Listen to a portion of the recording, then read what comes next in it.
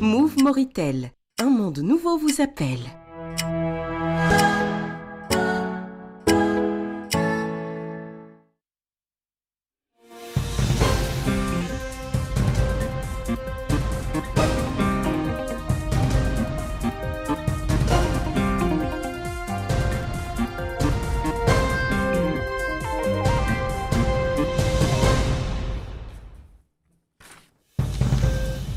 Une arrivée, celle du président de la République à Médine, dans le cadre de l'accomplissement de son pèlerinage. C'était ce matin son arrivée. Une audience, celle accordée par le président de la République au tout nouveau président de la Banque africaine de développement. Ça, c'était hier soir. Une réflexion, celle qui s'est déroulée hier soir à Rosso, atelier de réflexion sur les composantes du programme d'urgence pour l'accès universel aux services de base. C'était sous la supervision du ministre de la formation professionnelle.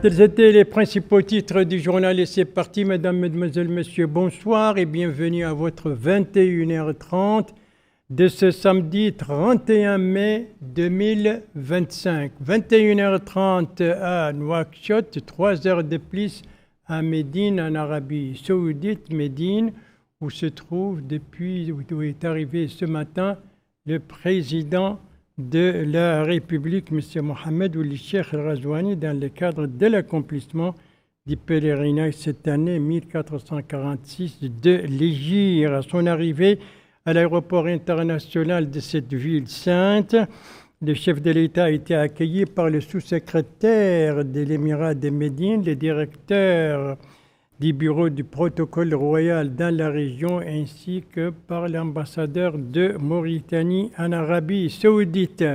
J'en profite pour vous signaler que la délégation d'accompagnement comprend la première dame, Dr Mariam Vadelda, le ministre chargé du cabinet du président de la République, un conseiller à la présidence de la République et le directeur général du protocole d'État. Voilà pour donc les images du cérémonial de l'arrivée du président de la République à Médine ce matin. Maintenant, on va voir les images de son départ à Nouakchott. Et voilà les drapeaux mauritaniens, le président de la République, ça c'est l'aéroport international de Nouakchott-Moussounsi. Les personnalités qui étaient là pour le saluer, le Premier ministre, M. Mokhtar Gaye, les deux ministres conseillers à la présidente de la République, le ministre de la Justice, celui de la Défense, celui de l'Intérieur, ainsi qu'un représentant de l'ambassade d'Arabie Saoudite, le chef d'état-major particulier du président de la République, la directrice adjointe du cabinet du président de la République, le wali de Nouakchott-Ouest et la vice-présidente de la région de Nouakchott. Voilà donc le président de la République en Arabie Saoudite pour accomplir le pèlerinage. La première étape de ce voyage en Arabie Saoudite, c'était ce matin, la ville sainte de Médine. Venons-en maintenant à l'actualité parlementaire marquée aujourd'hui par cette rencontre qui se déroule à Nouakchott, qui s'est déroulée aujourd'hui à Nouakchott. Il s'agit de la... Plutôt, ça c'est l'audience, puisqu'avant de quitter Nouakchott, le président de la République avait reçu le tout nouveau président de la Banque africaine de développement. Une audience qui s'est déroulée en présence du ministre chargé du cabinet du président de la République et du ministre de l'économie et des finances. Cette audience, c'était donc hier soir. Et c'était l'occasion pour le président de la République de féliciter le tout nouveau président de la Banque africaine de développement, donc, et de lui souhaiter plein succès dans l'accomplissement de sa mission à la tête de cette importante institution financière africaine la plus importante du continent. Et c'était aussi l'occasion pour le tout nouveau président de la Banque africaine de développement d'exprimer ses profonds remerciements et sa gratitude pour le président de la République pour son choix. Il l'a dit dans une déclaration faite en arabe à l'issue de l'audience, déclaration donc dont voici l'essentiel avec El-Hajj Abdallah Din. Dr Sidi Oulita a souligné que son Excellence le Président de la République lui a fait l'honneur de cette réception, qui a été l'occasion d'exprimer ses remerciements et sa gratitude à son Excellence pour avoir porté sa candidature à ce poste africain et pour les immenses efforts qu'il a déployés ainsi que les orientations qu'il a données au gouvernement et aux institutions publiques. Des efforts qui ont abouti au succès de la Mauritanie à la présidence de la Banque africaine de développement. Le nouveau président de la BAD a ajouté que cette victoire constitue un succès pour la diplomatie mauritanienne et pour son rayonnement international, indiquant que ce succès est le fruit de la présidence de son Excellence de l'Union africaine qui a permis aux Africains et au monde de connaître ses formidables capacités à gérer les conflits et les différends avec beaucoup de sagesse, en bâtissant ainsi une réputation privilégiée pour la Mauritanie sur le plan africain et sur le plan mondial, tout en affirmant que cette victoire diplomatique illustre explicitement l'éligibilité des compétences mauritaniennes à diriger les grandes institutions telles que la Banque africaine de développement.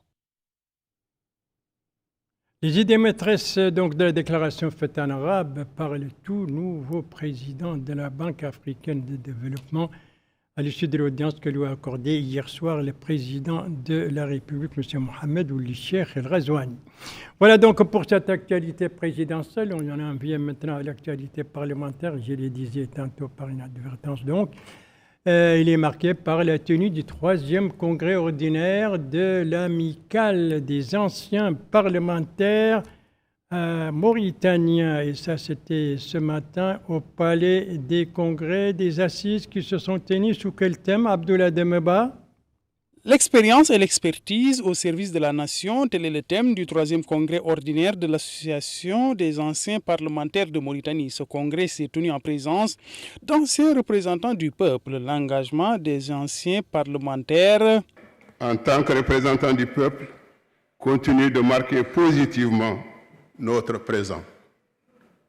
Vous avez été des bâtisseurs, parfois dans des contextes difficiles, des fondements de notre démocratie parlementaire. À ce titre, vous méritez la reconnaissance de la nation entière. Ce congrès est un moment fort. Il rappelle que l'action politique ne s'efface pas avec le temps et que l'expérience acquise dans l'hémicycle est une richesse précieuse pour les générations actuelles et futures. Le président de l'association des anciens parlementaires, Sidi Mohamed Ould Abderrahman, a affirmé que les membres de cette association constituent un creuset d'expérience et d'expertise contribuant au développement socio-économique du pays. Le vice-président du parti INSAF, Mohamed Yahya Ould Horma, a salué le rôle des anciens parlementaires ainsi que leur contribution au développement du pays et à l'enracinement de la démocratie. Ce 3e congrès de l'association des anciens parlementaires nous offre non seulement l'opportunité de renforcer les liens de solidarité et d'amitié entre nos associations nationales, mais aussi de réfléchir collectivement à notre rôle au sein de l'espace africain dans un contexte marqué par de nombreux défis démocratiques, sécuritaires et socio-économiques. Il est essentiel que les anciens parlementaires s'organisent, se concertent, parlent d'une même voix sur les grandes questions qui interpellent nos sociétés. À cet égard, vous savez, le mois de mars dernier, il a été installé l'Organisation des anciens parlementaires africains, dont l'objectif est de fédérer les énergies des associations des différents pays africains, de renforcer les liens de solidarité, d'amitié, de coopération interparlementaire avec des associations nationales de même nature. Rappelons que ces travaux durent une journée. Une journée, c'était donc aujourd'hui pour ce 3e congrès de l'amicale des anciens parlementaires mauritaniens tenus au Palais des Congrès sous le thème, je le rappelle, expérience, expertise au service de la nation. Donc, c'est des assises qui se sont tenues aujourd'hui à Nouakchott. Lui aussi a eu lieu aujourd'hui. Lui, c'est le lancement d'une campagne de mobilisation communautaire. On doit voir les images. Et voilà, c'est une campagne de mobilisation communautaire contre la drogue et la violence. Elle est organisée par le ministère de l'autonomisation de la jeunesse. Et le coup d'envoi de cette campagne, comme ce match, a été donné par le ministre de l'autonomisation de la jeunesse, de l'emploi, des sports et des services civiques. Une campagne donc qui vise à lutter contre la drogue et la violence et à prémunir les jeunes contre ces drogues, contre ces fléaux qui sont extrêmement dangereux pour les sociétés. Et c'est le ministre de l'autonomisation de la jeunesse qui a donné le coup d'envoi, précisant qu'outre le sport, il y aura également, pendant ces 4 jours de cette campagne de sensibilisation, des activités culturelles, des soirées éducatives, des discussions interjeunes, mais également cette campagne touchera des écoles, mais aussi des mosquées. Ce sera en collaboration avec, bien entendu, les ministères concernés, à savoir le ministère de l'Éducation nationale et le ministère des Affaires islamiques. Le coup d'envoi de cette campagne, je le rappelle, a été donné par le ministre de l'autonomisation de la jeunesse, son homologue, son collègue de la formation professionnelle, de l'artisanat et des métiers. Et lui poursuit sa tournée à l'intérieur du pays. Il était hier soir à Rosso, la capitale du Trarza, l'occasion pour lui de présider une réunion de réflexion sur les différentes sur le programme d'urgence au niveau du Trarza. Compte rendu sur cet atelier de réflexion, cette réunion de réflexion, avec notre correspondant permanent là-bas, Mohamed Ali Saleh, compte rendu travaillé en français par Mohamed Khattat. La rencontre a débuté par une présentation des composants du programme d'urgence pour l'accès universel au service de base qui a alloué à la wilaya du Trarza une enveloppe de 26 milliards d'anciens Nougia au Trarza pour sa réalisation dans un délai de 30 mois, en vue de créer une dynamique économique et sociale devant renforcer l'efficacité de tels services de base fournis aux citoyens. Cette part de la wilaya du Trarza dans ce programme d'urgence comprend des éléments clés tels que l'éducation, la santé, l'eau, l'électricité, les routes, l'agriculture, l'élevage et l'autonomisation des jeunes. L'occasion pour le ministre de la formation professionnelle, de l'artisanat et des métiers, M. Mohamed Mel'ainin Oulayi, de préciser que cette rencontre est une réunion préparatoire et sera suivie d'autres dans chaque muqata'a pour présenter les détails des interventions adoptées dans les composants du programme au niveau de la wilaya sur la base des derniers forums régionaux pour la planification participative du développement ainsi que le calendrier de mise en œuvre de chaque composante et ses mécanismes de suivi. Nous tenons, a-t-il dit, cette réunion pour insister sur l'importance de cet ambitieux programme qui est une continuité de la grande volonté qui anime son Excellence le Président de la République en vue de développer le pays comme cela fut le cas lors de son premier mandat avec tant de réformes et de projets structurants réalisés malgré les conditions difficiles de l'époque avant d'entamer son second mandat pour l'accélération du rythme de mise en œuvre des programmes de développement conformément aux engagements pris lors des dernières élections présidentielles, en élargissant l'écoute des doléances des citoyens à travers des forums régionaux pour la planification participative du développement dont les résultats ont abouti à ce programme d'urgence et les projets jugés prioritaires pour améliorer les conditions de vie des populations. Lui, succédant le wali du Trarza, M. Ahmed Sidb, a souligné la volonté des hautes autorités de répondre aux doléances des citoyens dans le cadre d'une approche participative avec les populations, les élus et les acteurs locaux, s'engageant à assurer le suivi des projets mis en œuvre au Trarza jusqu'à ce qu'ils atteignent tous leurs objectifs. De leur côté, le président de la région du Trarza, M. Mohamed Ouli-Cheikh, et le maire de Rosso, M. Bombo Derman, ont salué les efforts déployés en vue de satisfaire les aspirations des citoyens de la wilaya dans le cadre du programme d'urgence. Passé cette cérémonie officielle, le ministre et la délégation qui l'accompagnent ont tenu de longues réunions séparées, tardives, avec les hakim des Muqata'a, les maires des communes et les acteurs locaux au cours desquels ils ont présenté les projets jugés prioritaires par la population locale.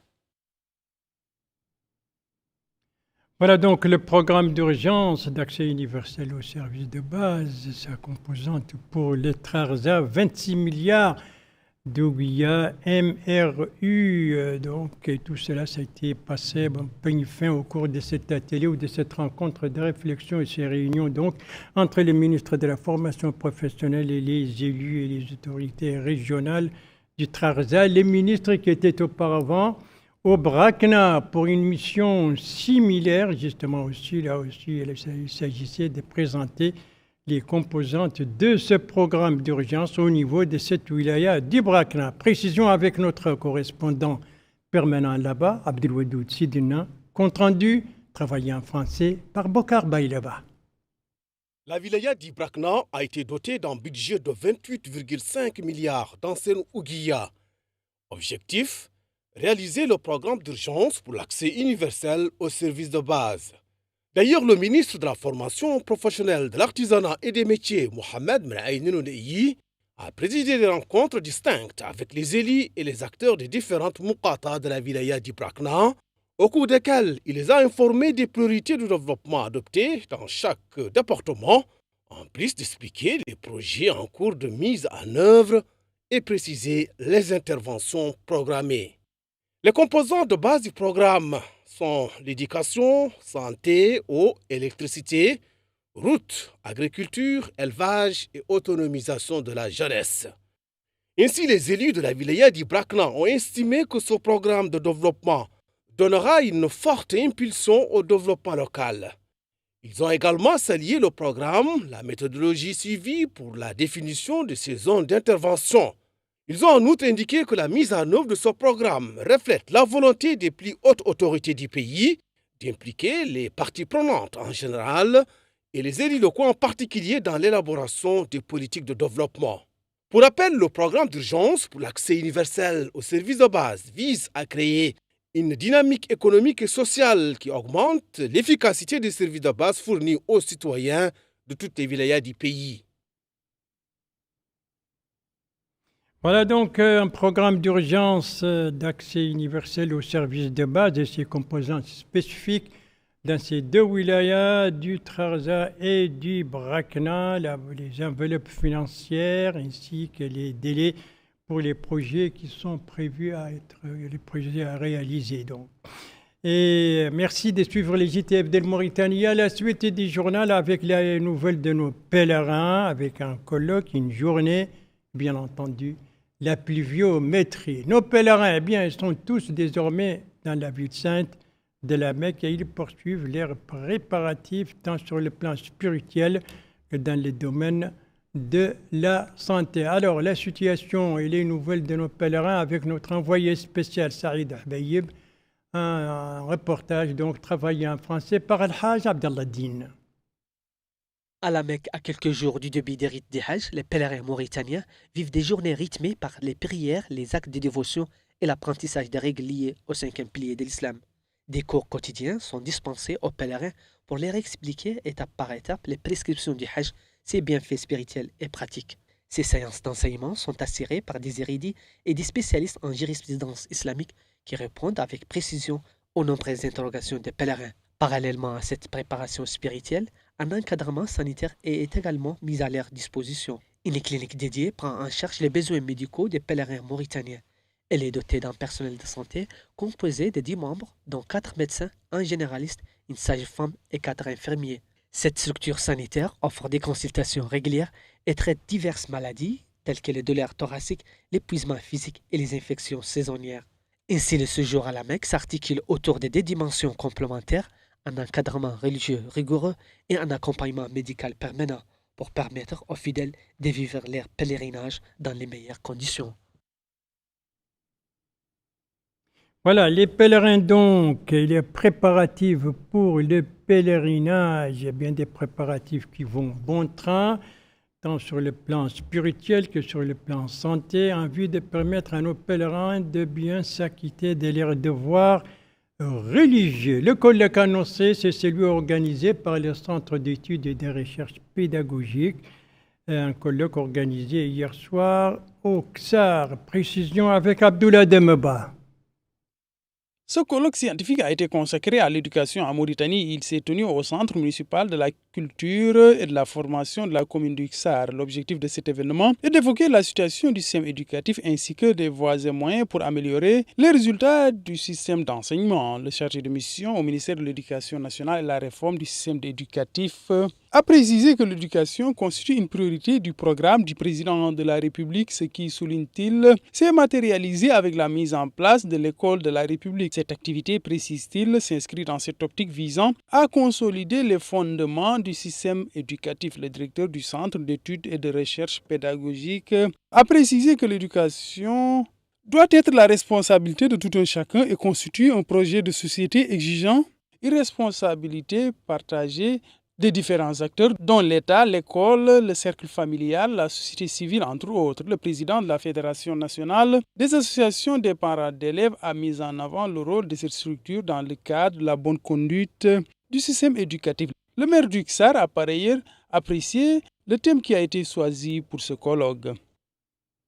Voilà donc ce colloque scientifique organisé par le Centre d'études et de recherche pédagogique en collaboration avec l'Association des parents d'élèves et des étudiants. Pédagogie, on y reste encore un instant pour parler de cette journée organisée aujourd'hui à Riyad, Nouakchott Sud. Ce qui a marqué cette journée qu'il a organisée. Élément de réponse avec Mohamed Khattat. C'est une journée pédagogique. L'inspection départementale de l'éducation et de la réforme du système d'enseignement de Riyad a organisé en cette fin d'année scolaire qui avance à grands pas.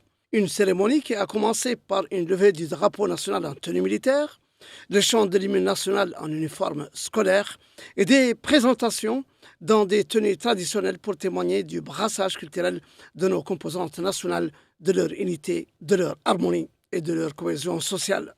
Un beau tableau qui a envoûté l'assistance et qui en dit long sur le rôle et l'efficacité de l'école républicaine qui gomme les différences. Instaurée depuis plus de 3 ans déjà par le président de la République, M. Mohamed Ould Cheikh Al-Qazouani. C'est un rêve qui nous a longtemps bercé et qui est devenu une réalité, dira l'inspecteur de l'éducation nationale en évoquant le projet de l'école républicaine qui redonne à l'école primaire sa place et son rôle de lieu de brassage de tous les Mauritaniens, toutes ethnies et composantes confondues. Le rêve d'une école républicaine inclusive qui depuis des décennies est l'espoir de tous les Mauritaniens et qui n'aurait pu se réaliser et franchir des étapes aussi sûres et importantes sans la vision éclairée et le grand intérêt de son Excellence le Président de la République, M. Mohamed Ould Cheikh Al-Qazouani, et sa détermination à réformer le secteur de l'éducation. La journée a été marquée par des compétitions de sketch insistant sur l'enseignement que se sont livrées les différentes écoles de Riyad. Le président de l'association des parents d'élèves de Riyad a quant à lui loué les responsables des écoles pour leurs efforts à former des générations armées de savoir. À la fin des activités de cette journée pédagogique, les efforts des staffs administratifs, des enseignants et des élèves ont été salués à travers la distribution d'attestations décernées aux écoliers participant aux compétitions en signe d'encouragement. Encourager l'esprit de créativité et d'innovation chez les élèves, tel était l'objectif donc, entre autres, de cette journée pédagogique organisée aujourd'hui à Riyad, Nouakchott Sud. La pluviométrie à présent avec 4 de nos wilayas de l'intérieur qui ont été quelque peu arrosés durant les dernières 24 heures.